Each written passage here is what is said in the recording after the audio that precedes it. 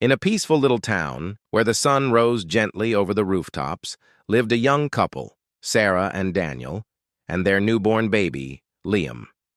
Life was quiet, simple, and filled with love. But they weren't alone in their home. They shared it with Milo, a gray cat with curious green eyes, gentle, quiet, and deeply loyal. From the moment Liam was born, Milo became strangely protective. Whenever the baby cried, Milo would rush to the crib, meowing softly, as if trying to comfort him. When Sarah fed the baby, Milo sat beside her, eyes half closed, purring calmly. Daniel would laugh, saying, "Looks like we've got ourselves a furry babysitter." Sarah smiled, but deep down, she felt something special, as if Milo truly understood the preciousness of the new life in their home. One cold winter night, the wind howled through the cracks of the old house. Snow fell endlessly outside, blanketing the town in a thick, white silence. Sarah and Daniel were exhausted after a long day of caring for Liam. They put their baby to sleep, wrapped snugly in a warm blanket, and went to bed, ready for a much-needed rest. Milo, as was his nightly ritual, curled up at the foot of the crib, his quiet purr a steady, comforting rhythm in the still room.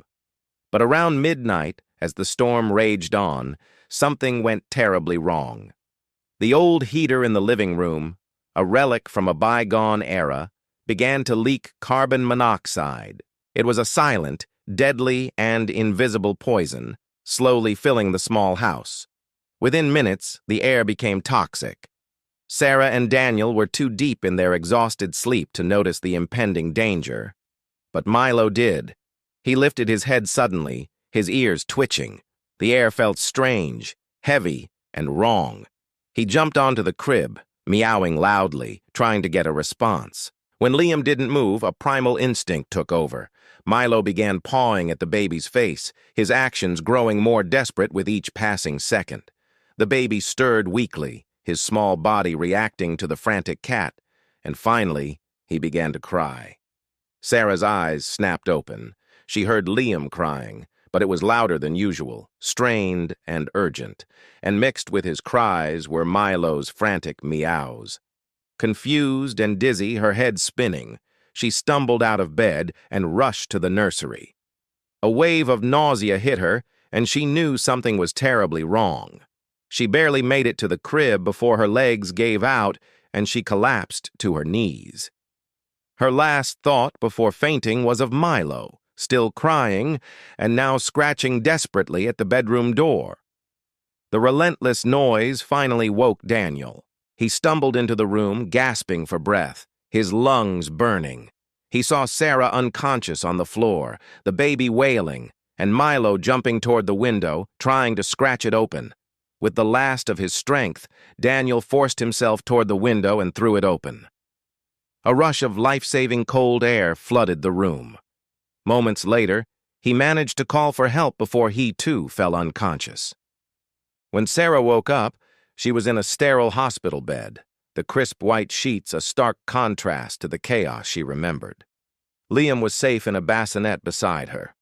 Daniel was in the next room, and the doctor assured her he was fine. They had been saved just in time. The doctor explained that the carbon monoxide levels in their home had been deadly. If it weren't for the cat's loud, insistent cries that woke them, they would never have woken up at all. Sarah looked down at the edge of her bed. There was Milo, lying quietly, his tail flicking gently. Tears filled her eyes as she reached out a weak hand to stroke his soft fur. She whispered, "You didn't just save us, Milo. You saved our entire family." From that day on, Milo was no longer just a pet. He was a hero, a small, silent guardian who proved that love needs no words, only heart.